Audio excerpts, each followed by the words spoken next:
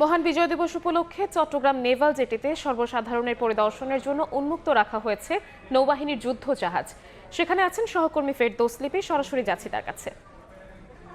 বাংলাদেশ নৌবাহিনী তা দেখতে উপচে পড়া ভিড় সাধারণ মানুষের আমরা দেখেছি। এই ভিড় দুপুর 12টা থেকে শুরু হয়েছে এবং উৎসুক জনতা কিন্তু বাংলাদেশ নৌবাহিনীর যে সক্ষমতা সেই সক্ষমতা নিজের চোখে দেখছেন এবং আশপাশ থেকে তো বটে, দূর দূরান্ত থেকে কিন্তু সাধারণ মানুষ এসেছেন। এবং আপনারা জানেন যে বাংলাদেশের স্বাধীনতা যুদ্ধে অর্থাৎ এই যে বিজয় ছিনিয়ে আনা 71 সালে, সেখানে বাংলাদেশ নৌবাহিনীর একটি গৌরবোজ্জ্বল ভূমিকা ছিল। সেই ভূমিকার কথা এখানে যারা আছেন নৌবাহিনীর কর্মকর্তারা তারা তুলে ধরছেন। পাশাপাশি সমুদ্র জয়ে যে যুদ্ধ জাহাজ, এই যুদ্ধ জাহাজের যে সক্ষমতা, সেই সক্ষমতা কিন্তু সাধারণ মানুষকে বর্ণনা করছেন দায়িত্বরত যারা নৌবাহিনীর কর্মকর্তারা আছেন তারা, অর্থাৎ দূর দূরান্ত থেকে যারা আসছেন তারা 54 বছরে বাংলাদেশে যে সামরিক শক্তির যে সক্ষমতা, সেই সক্ষমতা নিজের যেই জানান, সেই জানানটা জানতেই কিন্তু এখানে এসেছেন।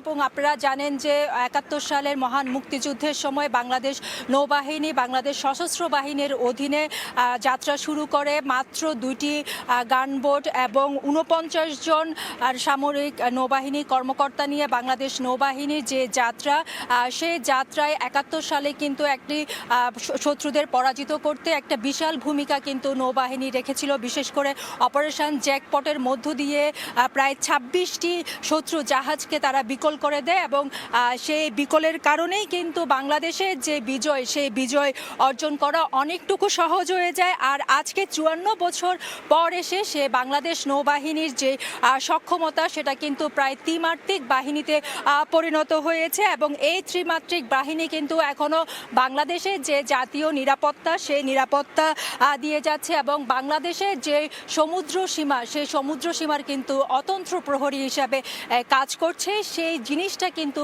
বাংলাদেশের জনগণ এই বিজয়ের দিনে, বিজয় উৎসবের দিনে তারা প্রত্যক্ষ করছে। তো এই ছিল আমার কাছে এখনো পর্যন্ত চট্টগ্রামের যে নেভাল জেটি তার সর্বশেষ। চট্টগ্রাম নেভাল জেটি থেকে সরাসরি যুক্ত হয়েছিলেন সহকর্মী ফেরদৌস লিপি।